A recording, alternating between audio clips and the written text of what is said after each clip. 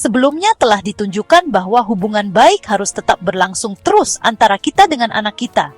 Karena hubungan baik merupakan fondasi dari disiplin. Sekarang sampailah kita pada disiplin itu sendiri. Lalu, strategi disiplin mana yang dapat kita gunakan untuk mengajarkan tingkah laku yang kita inginkan kepada anak kita?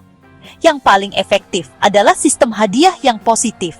Meskipun sistem ini strategi mengajar yang paling baik, namun sayangnya, sistem ini merupakan sistem yang paling jarang digunakan oleh para orang tua. Hakikat dari sistem hadiah yang positif adalah bahwa selalu ada hadiah untuk suatu perilaku yang diinginkan, tetapi tidak ada hadiah untuk perilaku yang tidak diinginkan. Apabila suatu tindakan disusul dengan suatu hadiah atau upah, tindakan tersebut kemungkinan akan diulang lagi. Meskipun sedikit orang tua yang menggunakan sistem hadiah positif ini, tetapi banyak orang tua tanpa disadari menggunakan cara yang sama sekali sebaliknya. Mereka tanpa sadar memberikan hadiah kepada anak-anak mereka untuk suatu perilaku yang tidak diinginkan, dan dengan demikian justru mengajarkan kepada anak-anaknya sesuatu yang berlawanan dengan apa yang mereka maksudkan. Berjuta-juta orang tua secara tidak sadar mengajar perilaku yang tidak diinginkan kepada anak-anak mereka. Pada waktu anak-anak bertingkah laku seperti yang sekiranya akan dilakukan orang tuanya, yaitu bermain dengan rukun, ramah pada teman sepermainannya, meminjamkan mainannya kepada temannya dengan cara yang bersahabat, tidak merengek atau tidak lekas marah, serta taat pada perintah orang tuanya, apa yang terjadi? Apakah dia akan diberi hadiah? Apakah ada upah yang positif? Apakah dia akan dirangkul, dipuji, atau diberi penghargaan? Tidak, dia diamkan saja. Orang tuanya menganggap perilaku itu sebagai hal yang biasa dan merasa tidak perlu mengatakan apa-apa. Mereka sama sekali tidak menyadari bahwa dengan tidak memberi hadiah untuk perilaku yang diinginkan, berarti mengajarkan kepada anaknya untuk menghentikan perbuatannya yang baik itu. Tetapi perhatikanlah apa yang terjadi apabila keadaan menjadi sebaliknya. Anak bukannya berlaku baik, tetapi malahan berlaku tidak baik. Dia memukul temannya, menumpahkan supnya ke lantai, mengganggu adik perempuannya, mencuri uang dari dompet ibunya, menjadi pemberontak dan tidak mau menurut. Apakah konsekuensi dari hal ini? Bila dia berbuat baik, orang tuanya tidak menghiraukannya. Tetapi begitu anak berbuat tidak baik, dia segera mendapat sorotan.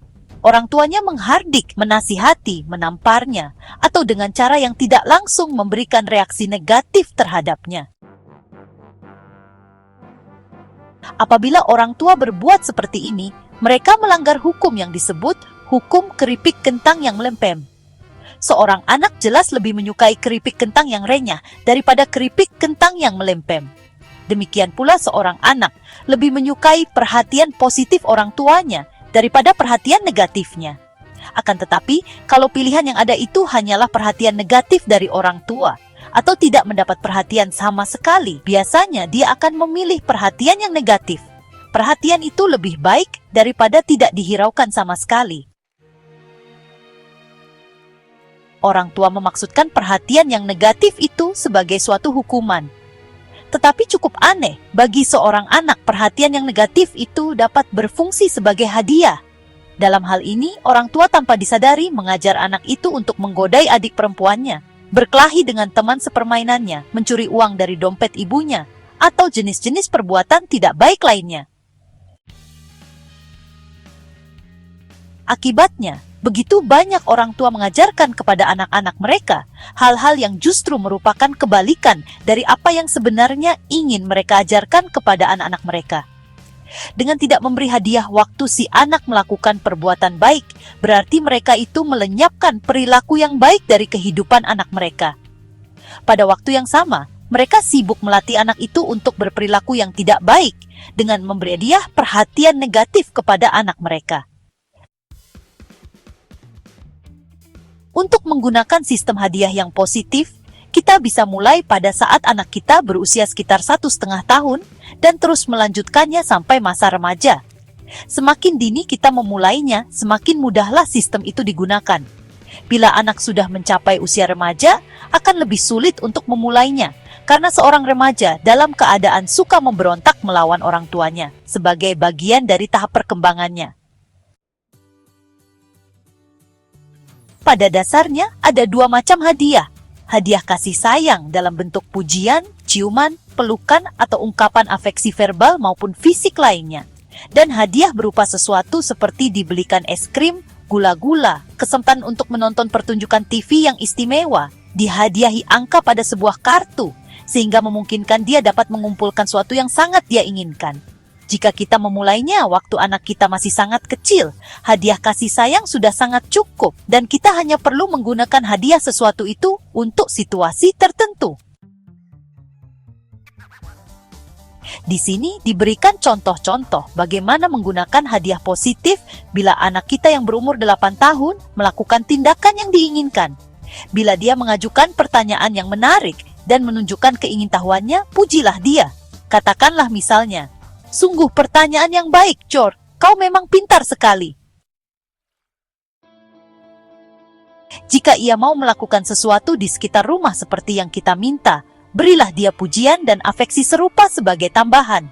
Atau apabila dia mau bekerja sama dengan sangat memuaskan selama beberapa hari, kita dapat berkata, "George, akhir-akhir ini kau rajin sekali melakukan sesuatu di sekitar rumah. Saya akan membeli es krim untukmu."